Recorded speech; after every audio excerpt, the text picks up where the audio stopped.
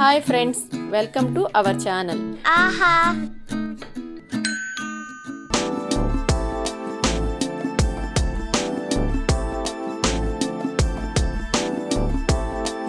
Cauliflower పచ్చడిని తయారు చేయడానికి ముందుగా నేను 1/2 kg కాలీఫ్లవర్ పువ్వుని తీసుకున్నాను. ఈ కాలీఫ్లవర్ పువ్వుని చన్నీళ్ళలో కడగొద్దండి, వేడి నీళ్ళల్లో కడగండి. ఎందుకంటే మనకి చిన్న చిన్న పురుగులు అలాంటివి ఉంటాయి కాబట్టి వేడి నీళ్ళు అయితే ఏమైనా ఉన్నా కూడా మనకి ఆ వేడి నీళ్ళ వేడికి చనిపోతాయి. అది నేను ముందుగా చిటికెడు పసుపు వేసి వేడి నీళ్ళు కాచుకున్నాను. ఈ వేడి నీళ్ళని నేను కాలీఫ్లవర్ పువ్వులో పోసుకుంటున్నాను. ఆ వేడికి అనేది కాలీఫ్లవర్లో ఉన్న పురుగులన్నీ చనిపోతాయి. ఏమన్నా ఇలా చిన్న చిన్న ఉన్నా కూడా పైకి వస్తాయి. ఇలా వేడి నీళ్ళల్లో పోసుకొని గెంటితో అన్ని ముక్కలు కలిసేటట్టు కిందకి మీదకి అనండి. ఎందుకంటే పైన ఉన్నవి పైనలాగే ఉంటాయి, కింద ఉన్నవి అందుకని మొత్తం వేడి నీటిలో కలవాలి కాబట్టి ఒక్కసారి కలిపి ఒక 2 minutes ఉంచుకుందాం. ఇవి మనము ముక్కల్ని బాగా స్పీడ్గా కదల్చకండి, ఎందుకంటే అవి అనేవి రాలిపోతాయి. కొంచెం చిన్నగా స్లోగా ఇలా చేత్తో అనండి. ఇలా అనిన తర్వాత ఒక జల్లిబుట్ట తీసుకొని దానిలో చిన్నగా వేసుకుందాము. ఇలా జల్లిబుట్టలో వేసుకున్న తర్వాత మనం ఒక్కసారి ఇలా అనండి. ఏమైనా వాటర్ ఉంటే మొత్తము వెళ్ళిపోతుంది. వాటర్ వెళ్ళిపోయిన తర్వాత ఇలా పొడి క్లాత్ తీసుకొని ఈ మనం జల్లిబుట్టలో వేసుకున్న ముక్కలన్నిటిని ఆరపోసుకోండి. అయితే మనకి ఈ కాలీఫ్లవర్ ముక్కల్లో అండి తడి అనేది అసలు ఉండకూడదు. ఎందుకంటే మనకి చట్నీలకు ఎప్పుడైనా సరే తడి ఉంటే వెంటనే పాడైపోతాయి చట్నీలు. అందుకని తడి లేకుండా ఆరబెట్టండి. కొంచెం కూడా తడి అనేది ఉండకూడదండి. ముక్క శుభ్రంగా ఆరిపోవాలి. మీకు ఎండ ఉంటే ఎండలో పెట్టండి. ఎండ గినక లేకపోతే మన ఫ్యాన్ గాలి కింద అయినా సరే కొంచెం కూడా తడి లేకుండా శుభ్రంగా ఇలా ఆరబెట్టండి. మనకు కొంచెం తడున్నా కూడా ఏంటంటే చట్నీ మనం చేసుకున్నదంతా వృధా అయిపోతుంది, వెంటనే పాడైపోతుంది. శుభ్రంగా ఆరిపోయినవి వీటిని ఇప్పుడు పక్కన పెట్టుకొని ఏం చేయాలో చూద్దాము. ఇదిగోండి, ఇలా ఒక గిన్నె తీసుకోండి. ఒక గిన్నె తీసుకున్న తర్వాత నేను ఈ కప్పుతో ముక్కలు కొలుస్తున్నాను. ఎందుకంటే మనకు కొలుచుకోవటం వల్ల ఏంటంటే ఉప్పు కారం అనేది ఎంత వేయచ్చు అనేది తెలుస్తుంది. అందుకని ఈ కప్పుతో కలుసుకుంటున్నాను. మీ దగ్గర ఇది అవైలబుల్ అయితే గిన్నెతో కానీ గ్లాస్తో కానీ కొలుచుకోండి. ఇది 250 ml.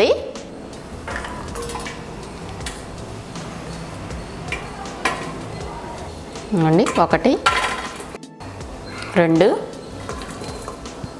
ఇదిగోండి కొంచెం తక్కువగా 3 కప్పులు అయినవి. ఆల్మోస్ట్ ఆల్ 3 కప్పులు అయినాయండి. చూసారు కదా. ఇప్పుడు దీంతో నేను 3 కప్పుల కాలీఫ్లవర్ ముక్కలు తీసుకున్నాను. తీసుకున్న తర్వాత కారం ఎంత తీసుకోవాలి. అయితే కారం ఫ్రెండ్స్ మంట కారం ఉంటుంది, మంట లేని కారం ఉంటుంది. కొంతమంది కారం ఎక్కువగా తింటారు, కొంతమంది తక్కువగా తింటారు. ఇప్పుడు నేను 3 కప్పులు కాలీఫ్లవర్ తీసుకున్నా కాబట్టి 2 కప్పుల కారం తీసుకుంటున్నాను. ఎందుకంటే మా ఇంట్లో కొంచెం కారం తింటారు కాబట్టి 2 కప్పుల కారం తీసుకుంటున్నాను. అదే మీరు కనుక కొంచెం తక్కువ తినేవాళ్ళైతే 1.5 కప్పు కారం కానీ లేదా 1/4 2 కప్పుల కారం కానీ తీసుకోండి. చట్నీల కల్లా ఉప్పు కారం ఎక్కువగా ఉంటేనే పాడవకుండా ఉంటుంది. ఇదిగోండి 1 కప్పు కారం, మరలా 2వ కప్పు కూడా తీసుకుంటున్నాను. ఇదిగోండి 2వ కప్పు కారం కూడా వేసుకుంటున్నాను. కారం వేసుకున్న తర్వాత సాల్ట్ తీసుకుందాం. 1 కప్పు తీసుకుంటున్నానండి. అయితే ఈ మధ్య మనకి టాటా సాల్ట్లోని ఎక్స్ట్రా సాల్ట్ ఇలా వస్తున్నాయి. ఎక్స్ట్రా సాల్ట్ అయితే కొంచెం తక్కువగా తీసుకోండి. మామూలు సాల్ట్ అయితే 1 కప్పు తీసుకోండి. మనం 2 కప్పుల కారం వేసుకున్నాం కాబట్టి 1 కప్పు సాల్ట్ వేసుకోవాలి. ఇదిగోండి ఇది కప్పు సాల్ట్ తీసుకుంటున్నాను. మెజర్మెంట్స్ కరెక్ట్గా చెప్తున్నానండి. దీన్ని బట్టి మీరు ఈ చట్నీ చేసుకుంటే చాలా అంటే చాలా టేస్టీగా ఉంటుంది. మనకి ఉప్పు కారం అనేది సరిగ్గా పడితేనే మనకి చట్నీ ఏ చట్నీకైనా సరే టేస్ట్ బాగా వస్తుంది. ఇది క్యాబేజీ ఆవకాయ అన్నాం కాబట్టి తడి అనేది లేకుండా శుభ్రంగా పొడిగా ఉండాలి ముక్కలు కూడా. ఇలా వేసుకున్న తర్వాత సాల్ట్ కూడా. ఇది మెంతులు ఆవాలు మిక్సీ వేసిన పొడండి. దీన్ని ఆవాలు కొంచెం ఎక్కువైనా పర్వాలేదు, ఎందుకంటే మనకు ఆవాలు గుజ్జునిస్తుంది కాబట్టి ఆవాలు కొంచెం ఎక్కువైనా పర్లేదు. కానీ మెంతులు మాత్రం 1/2 స్పూనే తీసుకోండి, ఎందుకంటే మనకి చేదు అనేది వస్తుంది. మనకి ఆవకాయ అనేసరికి ఆవాల టేస్ట్ ఉంటేనే బాగుంటుంది. ఇలా ఉప్పు కారం అన్నీ వేసుకున్న తర్వాత ముక్కలకి పట్టేటట్టు కలుపుకుందాము.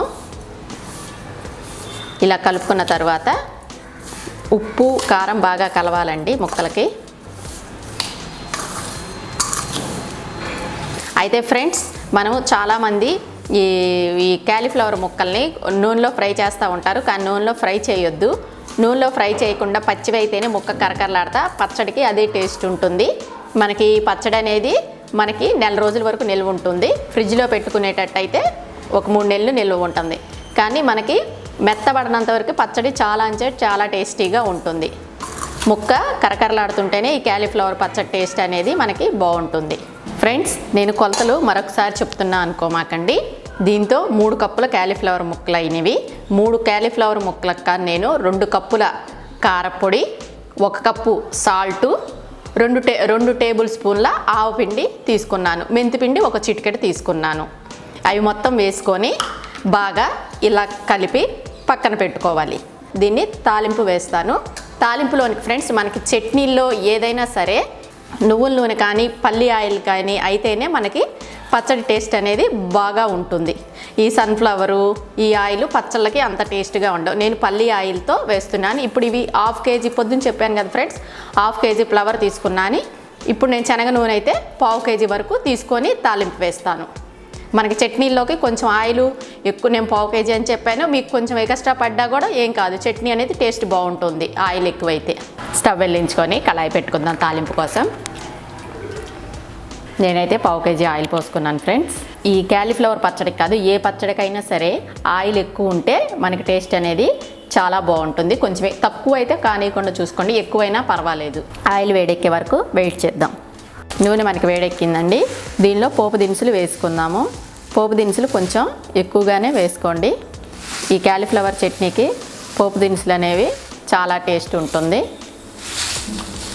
పోపు దినుసులు వేసుకున్నాక ఇలా కలపెట్టుకుందాము. దీనిలోనే ఒక 7-8 ఎండుమిర్చి కూడా వేసుకుందాము. ఎండుమిర్చి వేసుకున్న తర్వాత ఒక 10 రెమ్మల వెల్లుల్ని బాగా దంచి వేసుకోవాలి.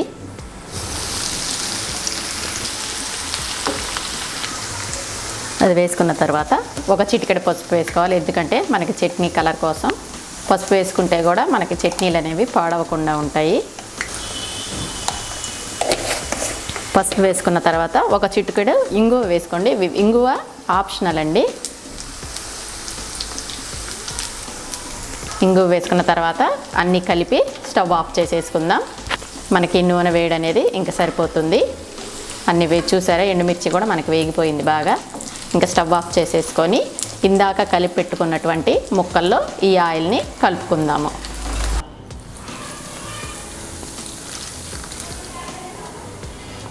ఇలా పోసుకొని ఒకసారి ముక్కలన్నిటిని ఇలా కలుపుకుందాము.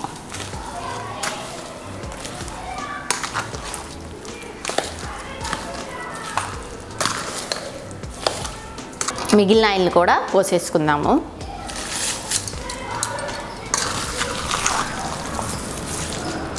చూసారండి కారం మనకి ఎంత ఎర్రగా ఉందో. అందుకే అండి గుంటూరు కారం ఎర్రగా ఉంటుంది. పచ్చళ్ళ వేటికైనా సరే గుంటూరు కారాన్ని యూజ్ చేయటం వల్ల, ఆవకాయకి మెయిన్ ఆ కారం యూజ్ చేయటం వల్ల పచ్చడికి చాలా టేస్ట్ ఉంటుంది. అయితే ఫ్రెండ్స్, ఇలా కలిపిన తర్వాత మనం ఆయిల్ కొంచెం వేడిది పోసుకున్నాం కదా, ఈ ఆయిల్ చల్లారిపోయిన తర్వాత దీనిలో నిమ్మకాయలు పిండుకోవాలి. అప్పుడు మనకి పర్ఫెక్ట్ క్యాబేజీ ఆవకాయ రెడీ అయినట్లు. మనము ఓవర్ నైట్ అంతా నానబెట్టి ఆయిల్ అంతా పైకి తేలి, అప్పుడు ఆయిల్ మొత్తం పైకి తేలిన తర్వాత మనం ఒక జార్లో భద్రపరచుకోవచ్చు. ఒకసారి ఉప్పు చూసుకోండి, సరిపోద్ది నేను చెప్పిన కొలతల ప్రకారం. చాలా బాగుందండి చట్నీ. మనకు కొంచెం ఆరిపోయిన తర్వాత నిమ్మకాయలు కలుపుకుంటే చట్నీ టేస్ట్ చాలా అంటే చాలా బాగుంటుంది. ఉట్టి చట్నీతోనే అన్నం మొత్తం తినేస్తారు. మన చట్నీ అనేది చల్లారిపోయిందండి. దీనిలో ముందుగా చెప్పినట్టు నిమ్మకాయల రసం పిండుకుందాము. ఈ సైజు నిమ్మకాయలు అయితే 5 సరిపోతాయి. కొంచెం చిన్న సైజువి అయితే 6 నిమ్మకాయలు, ఎవరి పులుపు తగ్గట్టు వాళ్ళు 6 కానీ 7 కానీ తీసుకోండి.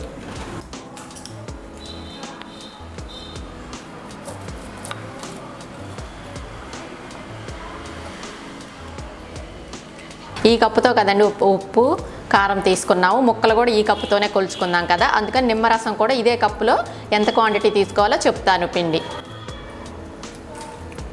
ఇదిగోండి నిమ్మరసం, దీంతో 1/2 కప్పు నిమ్మరసం తీసుకున్నాను. ఇత్తులు లేకుండా ఈ స్టెయినర్తో పోసుకుందాము.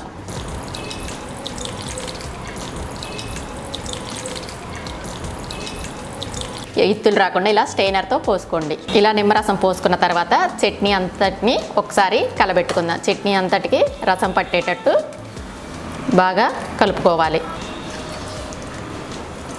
మనకి చూస్తుంటేనే ఆవపిండి స్మెల్, క్యాలీఫ్లవర్ ఆవకాయ స్మెల్ ఎంత బాగా వస్తుందంటే అంత బాగా వస్తుంది.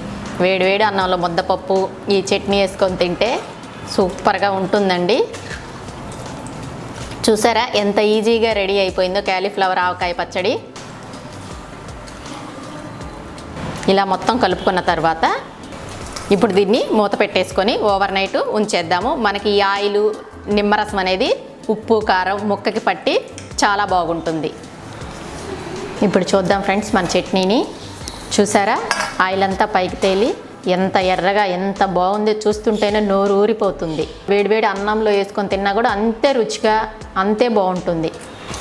ఇప్పుడు ఇదంతా మనకి కలుపుకొని ఒక తడిలేని కంటైనర్లో, గాజు సీసా ఉంటే గాజు సీసా, మీ దగ్గర చిన్న జాడి ఉంటే చిన్న జాడి, లేకపోతే ప్లాస్టిక్ డబ్బా అయినా సరే తడి లేకుండా తడి లేని దాంట్లో భద్రపరచుకోండి.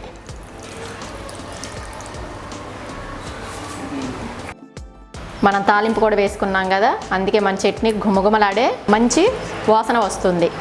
మీరు మామిడికాయ పచ్చడికి ఏ మాత్రం తగ్గకుండా అదే రుచితో అదే టేస్ట్తో ఉంటుంది. పచ్చిగా నోటి కింద క్యాలీఫ్లవర్ అనేది కరకరలాడుతూ చాలా అంటే చాలా బాగుంటుంది. ఒక్కసారి నా స్టైల్లో మీరు కూడా క్యాలీఫ్లవర్ ఆవకాయని పెట్టి చూడండి.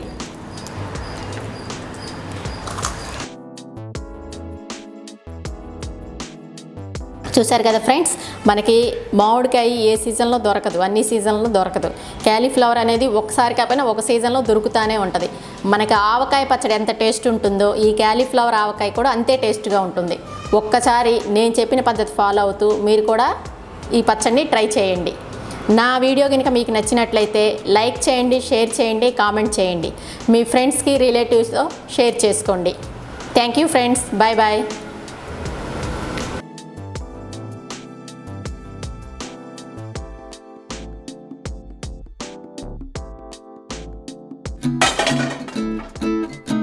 Hi friends, welcome to our channel. Aaha.